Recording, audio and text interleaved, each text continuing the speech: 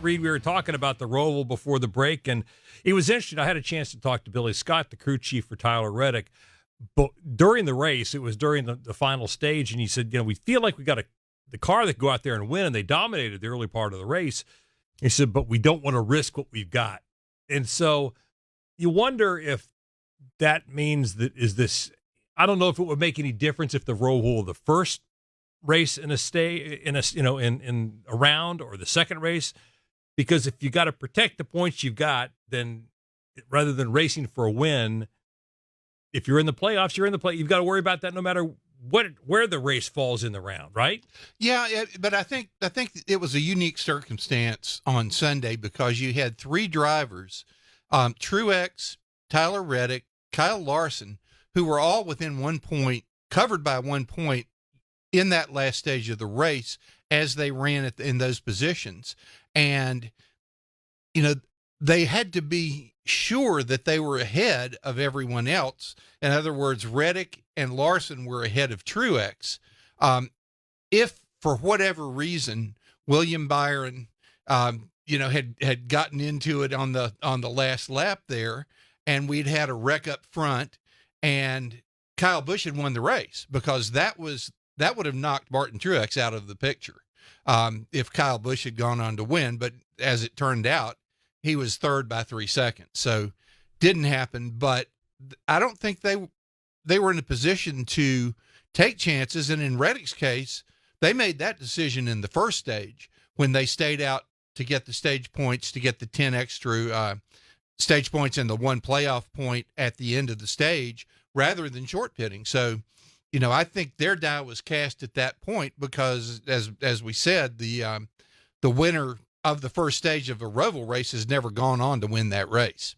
I think, Lee, I thought it was, again, an entertaining race and certainly an emotional win for AJ Allmendinger. The first time this year we've had a guy win in the playoffs who was not a playoff driver. I thought it was a great race. I really love seeing AJ win because you have that raw emotion, that genuine emotion. This is a kid who his mother told him at a very young age, AJ, do you want new shoes for school, or would you rather have a set of tires for your go-kart? And he chose the tires. This is not a silver spoon kid. This is a kid who worked so hard for everything all along the way.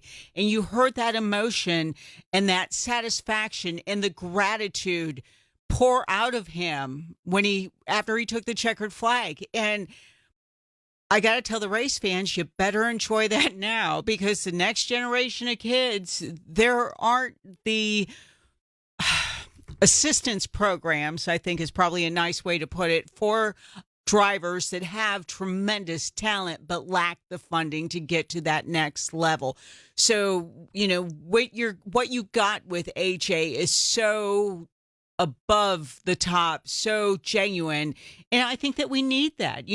I saw something very similar with Michael McDowell, at Indy. It was, a very similar kind of emotion. These are people who have worked extremely hard to get to the top level. And he explained that. He said, you don't understand. He goes, I'm crying, but you don't understand. This is the highest level of racing. And we were at Rolex when he won the silver anniversary Rolex, and it was quite the party, right? But this so meant something to him, and with everything going on at Kaulig right now and everything up in the air, I think it meant that much more because he knows his opportunities to win NASCAR Cup races are quite limited. Well, and I think, Reid, at the beginning of this year, everybody kind of said, oh, wait, we got, 6 road course races this year. Well, AJ's going to win one of them or two of them, and he's going to be in the playoffs. Well, he didn't win any of them until the Roval. He was not in the playoffs. And I know at Indianapolis, he was just beating himself up, and I wasn't sure he was going to make it till the end of the year. He was so discouraged.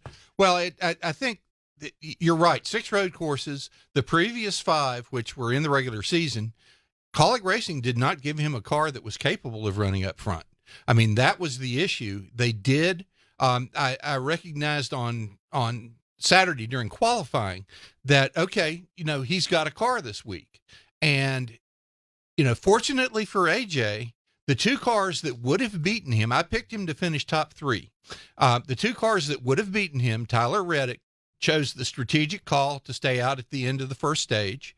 And the other car that would have beaten him, Chase Elliott, got absolutely hosed by B.J. McLeod's accident, which closed pit road right before he got to it and prevented him from shorting the stage and it prevented him from staying up front and potentially winning the race because, I mean, at that point, Chase had a 5-second lead, and it looked to me like he had the best car at that point. But with Reddick and Chase Elliott out of the way, that opened the door for AJ to win the race. Well, and that leads to the question. You alluded to it a little bit, Lee. I mean, there's been a lot of talk that AJ is going to go back to the Xfinity Series next year, especially with a new baby at home and gets him home on Sundays. I mean, what do we know at this point? That's a really good question. I mean, the latest thing that I was told, and we were kind of teased that there might be Carson Hocevar news today, and I expect him to be at Spire, but then somebody threw out, hey, no, he's going to Kaulig, and so, but the rumor that I've had most repeated where in regards to Kaulig is the fact that Ty Dillon will go over there, and then, he's got a sponsorship with the lawnmower company, and they would be, get a little bit of benefit from the ECR engine program. So, but where does that leave AJ? And, if you're Kaulig, don't you get a third car ready for AJ to run the road courses regardless? And I mean, if I'm Matt Kaulig or Chris Rice, I have to think seriously about that, even if he does go back and run Xfinity, which, would be a cherry deal. But I'll tell you, on Sunday, it sure as hell didn't sound like that's what he wants to do, doesn't it? I mean, he sounds like a guy that wants to go cup racing. Well, I think so. And, the brass at Kaulig Racing, Chris Rice and Matt Kaulig, were being pretty mealy-mouthed about the whole deal in the press conference on Sunday. I mean, Chris Wright's direct quote from his mouth, AJ Allmendinger deserves to be in a cup car. So what does that mean? And then they wouldn't say, we've decided what we're going to do, they said, but we haven't announced it yet. And so, well, why don't you announce something right now? No, we're not going to do that. Well, and then he said on Morning Drive that AJ has a say in what happens. So, I mean, it's like it gets cloudier and cloudier rather than clearer. And I think AJ wants to run Cup. Sounds that way. Yeah. Well, we'll see how it all plays out. Well, let's go back to kind of the original question that we started this segment with. Do you believe the Roval's a good race to into a round of the playoffs in? Reid? I do. I like it. I mean, I like the Roval.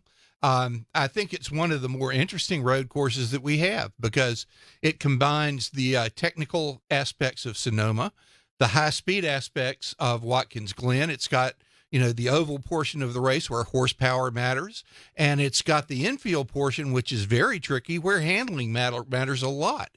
And I think there was a lot of suspense in that race with Kyle Busch chasing the two leaders to the finish line, with the potential of completely turning the playoffs around. So, yeah, I like it as a closing race. Lee? It's unique. It creates drama, and there's so much going on the road course. And as we saw, different penalties to come with making mistakes. If you make a mistake on that road course, you're going to pay for it. And whether it's time, speed, can you say Keselowski? Keselowski, Hamlin, and even Bubba, which that to me, there's got to be a better way to officiate something that you did not trigger yourself spinning off the course. It was caused by, in his case, it was caused by Daniel Suarez, but you hate that he had to pay the price for something like that. But Bubba's undoing was he should have stopped.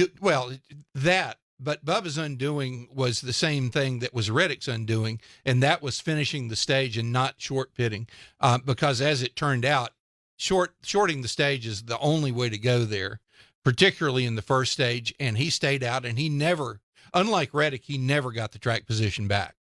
Yep. Well, and it's the one road course race that you can go to and see the entire track. Absolutely. Absolutely right.